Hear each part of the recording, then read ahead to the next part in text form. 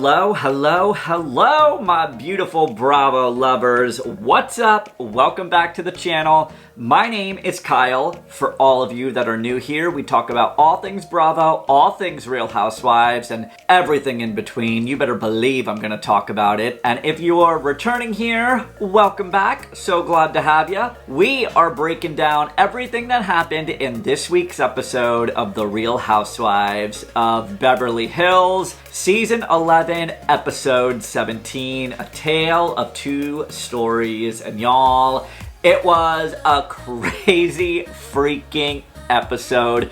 We have got so much to break down, so let's get right into it. Dorit is hosting a party for the launch of her bridal line, and the episode opens up with all of the ladies receiving their invite. Hi there, I'm here on behalf of Dorit and Victoria. And we'd like to invite you to an evening of glamour and romance. Wow.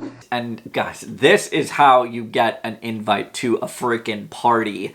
A personalized telegram invite. This is some rich shit right here. Seriously. So Dorit, she is busy planning this party for her bridal line. She's hosting the entire party at her house because of COVID. You can't have some big to-do at an event hall, so she's having a small little intimate party at her house. So she's figuring out, though, a backup plan for the party and moving it indoors because it's raining in LA. So she's like, well, what am I supposed to do? I need to come up with a plan B and a plan C, and we need to move everything indoors. I mean, don't get me wrong. LA and California in general, it needs the rain, okay? Because of the drought and the wildfires, climate change is real, y'all. So LA, it needs some rain.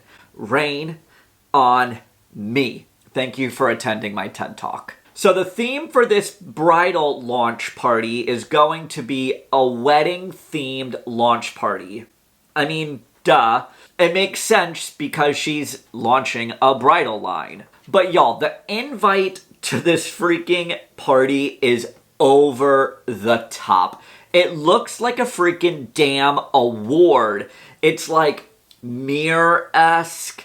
It's like a plaque. It looks like an award you would receive at like some award show. Only Dorit, am I right? Only freaking Dorit. Everything she does is over the top, which is one reason why I really appreciate Dorit. She's over the top. And seeing Dorit run her business and be in like boss bitch mode, it's so nice to see. I want to see more of Dorit in this setting. I want to see her being a boss ass bitch.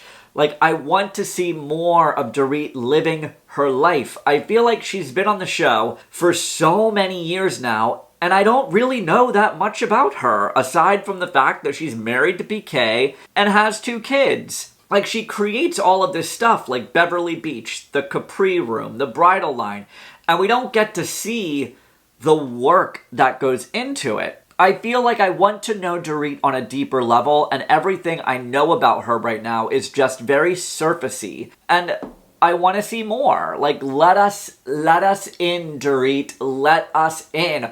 Also, let's talk about your legal issues. Maybe that would make you more interesting. Talk about it. So now we're going to move over to the Hilton residence. Kathy Hilton is having a big spa day for some of the ladies, and we need to discuss Kathy Hilton speaking to her dog in howling form. Watch this. Oh, hello.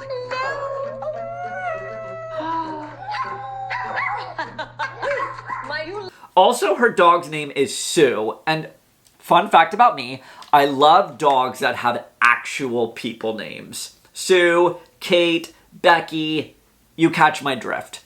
Kathy Hilton speaking to her dog, ow!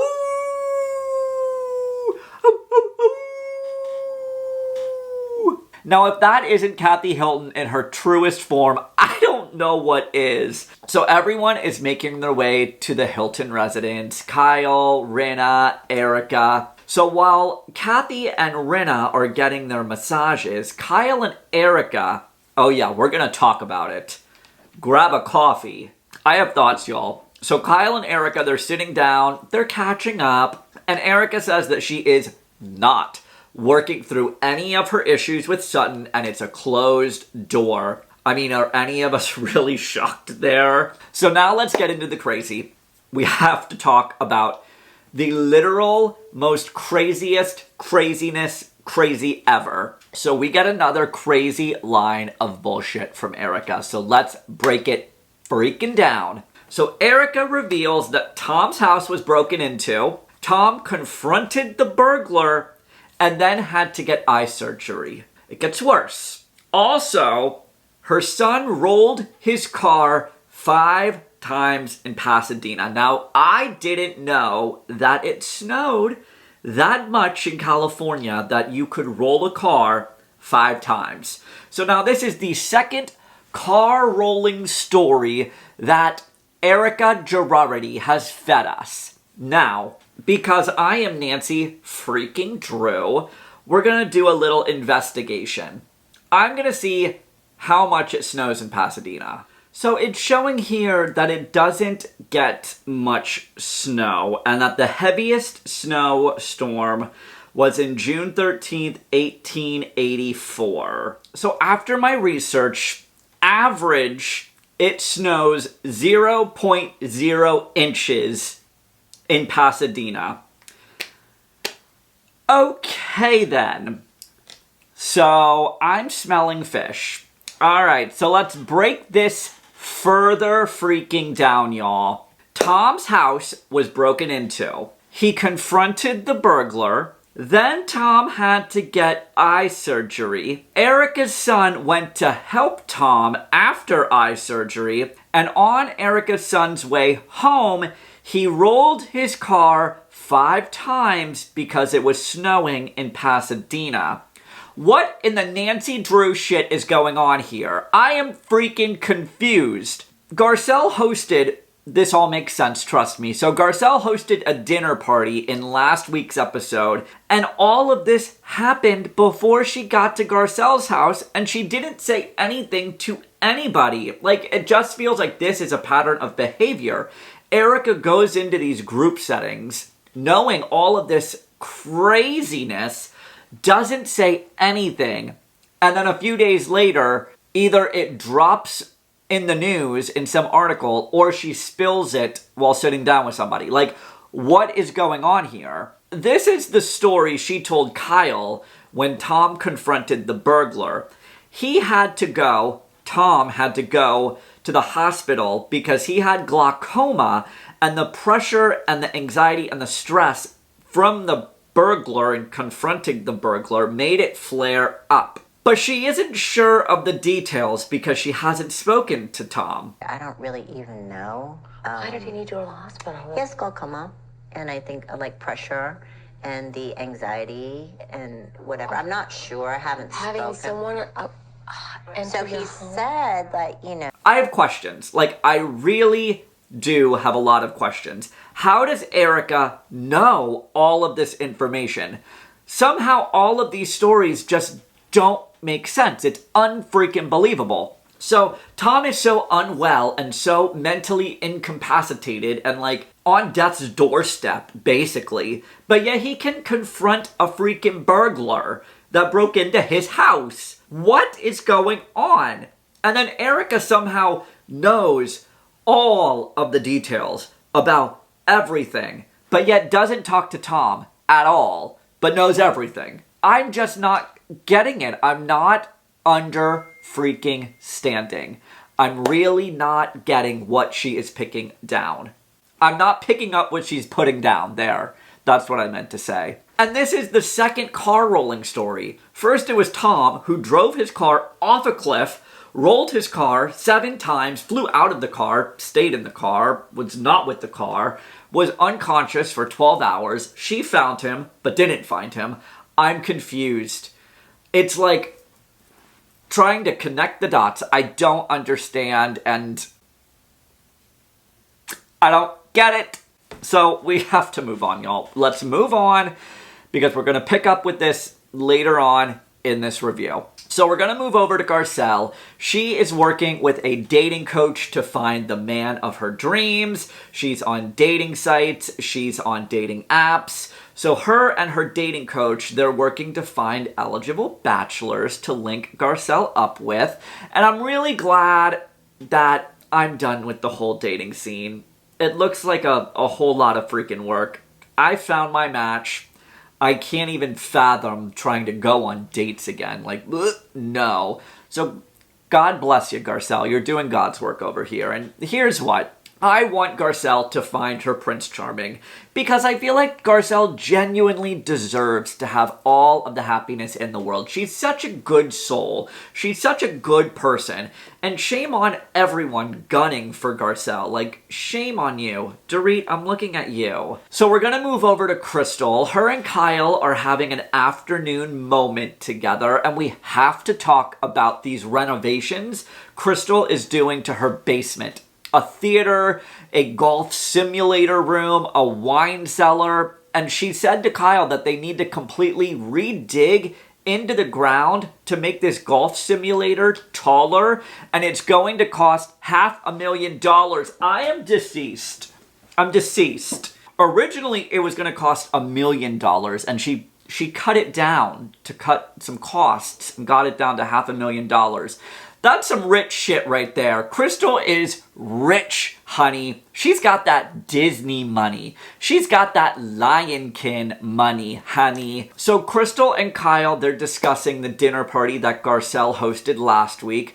They're discussing Garcelle's issues with the group and how she doesn't feel like she belongs and feels like an outsider. And Crystal then says that she thinks that Garcelle doesn't have a lot of close friends. And when she does make friends, she opens up and takes her friendships very seriously. And I do think that some of these ladies don't allow Garcelle to address how she really feels. And they attack her for just voicing her opinions or calling her a bully. I'm just gonna say it. I think because Garcelle is black, she needs to be hyper aware of who she allows in her inner circle. And the way these ladies are belittling her opinion, belittling her concerns, and calling her a bully, can you blame her? Dorit keeps calling Garcelle a bully for throwing jabs, but Erika can cuss and scream at Sutton, and it's perfectly fine. What is the similarity? I'm just gonna say it. Garcelle is black, and Erika is white. There, I said it. So now back over to Kyle's house. She is hosting a dinner for Kyle, Mauricio, Dorit, and PK. Kyle and Dorit, they are in the kitchen cooking together. And while they're cooking, Kyle shares with Dorit the crazy Erika Jayne story about Tom and the son and the car roll and the burglar. My face exactly when Kyle shared the crazy Erika story. Also, me as well. What? So I want to address something real quick. Kyle is making salmon for dinner. Now remember in Kathy's confessional when she was hosting her dinner party, she said she had a girlfriend that makes the same salmon, invites the same group of people over for parties. I think Kathy Hilton was referring to her sister Kyle because Kyle's making salmon and invites the same group of people over for dinner all the time. No lies detected. And also PK wants mayonnaise for his damn salmon. Cue Dorit. What?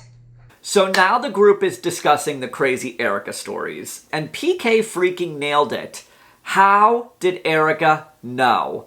How did Erika know about all of this? I'm gonna say it. Erika is talking to Tom. There, I said it. So they're all sharing these insane stories, and guys, Mauricio is a true gem. Mauricio then asks if this is a fake story or if it's real. Exactly, Mauricio. So now, like I said, this is the second car flip story coming out of the Girardi camp. Tom first drove his car off a cliff, rolled his car. Now her son rolled his car 5 times. PK asks what the statistics are of 2 people that Erika knows both flipping cars. The probability is highly unlikely. Dorit then asks if he thinks Erika is lying. We're all thinking that. PK says no. She has been in a controlling marriage for 20-some years and she is still being controlled. And I can see that. I think Erika is being controlled of what to say, how to say it, the stories to share, when to share them, by Tom. I think Erika knows. There, I said it. I've been saying this from day freaking one. Erika knows. I think Tom is still talking to Erika and telling her exactly what to say and how to say it and when to say it. And PK says that he thinks Tom lied to her and Erika went along with it. Exactly. PK says there is no car rolling, there's no 12 hours unconscious, there's none of that. It's lies. It's stories that either Tom himself or attorneys in the Tom camp are telling Erika to say. Just saying. So I did a little Google search. Statistics for rolling your car. And how common are rollover accidents? According to the National Highway Traffic Safety Association, rollover accidents are relatively rare, accounting for only about 2% of all traffic crashes in the United States. And somehow out of those 2%, Erika has 2 in one season. Y'all, I fucking smell bullshit. There, I said it. So here's the thing that we didn't see. When Tom rolled his car and he was unconscious, he had brain injuries. So the doctors needed to go and do surgery, and Erika said no because of his age. So that's a scene we didn't see. So Mauricio then asks, if the doctors came in and said, your husband's been hurt, he's rolled over, he's been unconscious, we need to operate, who says no? Exactly. If your spouse, your boyfriend, whoever, family member, was unconscious for 12 hours and they said, we need to do surgery because he's not well, and you're going to say no? I'm not buying any of this. So all of this conversation now has Kyle questioning, like, what does she really believe is true? However, Dorit is still out here sipping the Erika Kool-Aid because she still believes Erika and doesn't think that she's lying. Come on, Dorit, you're a smart girl. Also, PK then brings up the Instagram posts that Erika has been posting all throughout all of this legal issues. You've seen them, I've seen them, we've all seen them. He says that these posts are not a good look, especially since she's been implicated in such serious legal charges. Like, she needs to cool it with the Instagram naked posts. Like, seriously, like, chill out. It's not a good look for you. Like, no. Like, if you want to have a big bad comeback, you know, if what you're saying is true, you're not involved, you didn't know, like, you've been put through the ringer, shut the hell up then. I get you have to make money, but do you have to, like, be so fucking provocative? No. Like, shut up. Lay low. And then come back with a comeback and be like, haha, told you so. None of this was true. She's just being very loud and I want her to go to sleep. Go to sleep. And then they're all laughing about the ankle versus the brain surgery. We don't know what he Let's not had. do the brain. Let's focus on the ankle, right? He's not a soccer player. He's a lawyer. Huh? This is a 79-year-old lawyer. So this is why Erika is going to be gunning for Kyle and Dorit, because they're all joking about these stories and showing, you know, a very different face behind closed doors. Like, they're all laughing and joking at Erika's expense, but to her face, they're like, we love you so much, we care for you, we're here for you, we're your friends. Like, a lot of these ladies are really two-faced.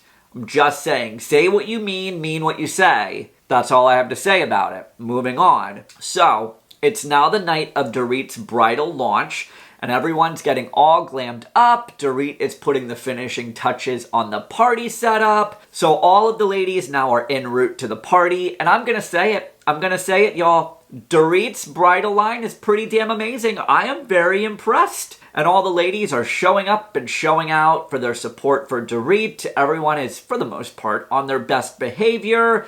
It's really nice to see. Even Sutton and Erika were very cordial with one another. And I think Dorit found her calling. bridal wear. I think she needs to continue with this, do another line, maybe do some menswear, tuxes. Like, I want to see her do the bridal thing. Also, fun fact, that pearl dress that we saw is $35,000. That's some rich people shit. After the presentation, and after everyone has eaten, the ladies are mingling, and they're all talking about Bernie Sanders. So Bernie Sanders made a cameo in this week's Beverly Hills. Kathy sends this meme. You know we've all seen it. The meme of Bernie Sanders at the inauguration that went viral. And she texts Kyle and says, "Who's this old man? Is this the new elf on a shelf?" I love you, Kathy Hilton. I really do. Like, but then at the same time, I'm like, is this an act? Like, I find it hard to believe that this is the first time Kathy Hilton has seen Bernie Sanders and didn't know who Bernie Sanders was. Just saying. Like I said, for the most part, things were peaceful. So Kyle brings up a comment that Garcelle made that had everyone up in arms. So Garcelle did an interview and said that all the ladies were coming after her. So Dorit says, "Why are you out there saying we're all coming for you?" I mean, Dorit, you came for Garcelle. Like, you did. All the ladies are like, "Why would you say that? Why are you doing this?" All these ladies, though, seem to not allow Garcelle to have any type of opinions or voice how she feels. And here we go again, talking about Dorit talking too much. Like, Dorit, you do talk too much. There, I said it. Like, why are we doing this again?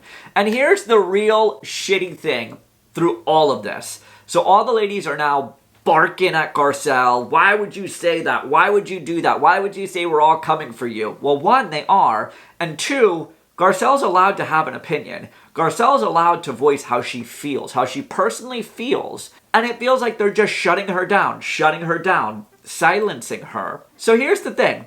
Rinna is supposed to be Garcelle's friend, right? They're supposed to be making it work. Rinna and Erika are sitting at that dinner table, seeing things get heated, and seeing all these ladies gunning for Garcelle, and Rinna wouldn't even get her ass up. Would not even go over to the group and stand up for her friend, Garcelle. Rinna is supposed to be Garcelle's friend, and she won't even have her back. I'm gonna say it. Rinna is not a good friend at all. Garcelle feels that everyone is attacking her, and yet no one except for Sutton will have her back or take her side about anything. And it's pretty rude if you don't ask me myself. And point in case, like, when she mentioned the Tom phone call in La Quinta, no one stood up for her. And when Dorit attacked Garcelle at the dinner, at the lip launch party, no one stood up for her. And Rinna then says in her confessional, "If I feel like there's injustice going on, I'll say something. Girl, bye. Get out of here." Other than at the tail end of this party, though, it went pretty smoothly. Everything in this episode went smoothly. We got some more crazy Erika Jayne, batshit crazy stories. A very nice bridal launch for Dorit. It was nice. And at the end of this episode, though, Dorit says that she just wants Garcelle to be direct. Just tell her to shut the F up. All right, Dorit, shut the F up. So next week, we are going to Del Mar. We're taking this dog and pony show on the road again. We get another girls trip. That is all I've got for you guys today. What did you think of this week's episode of The Real Housewives of Beverly Hills? I personally, best season so far. Best season of Beverly Hills. The cast is perfect. Everything's just perfect. It's great. Comment below. Let's have a discussion about our Beverly Hills ladies. Like this video, share this video, subscribe to my channel, and I will talk to you guys next week. Bye.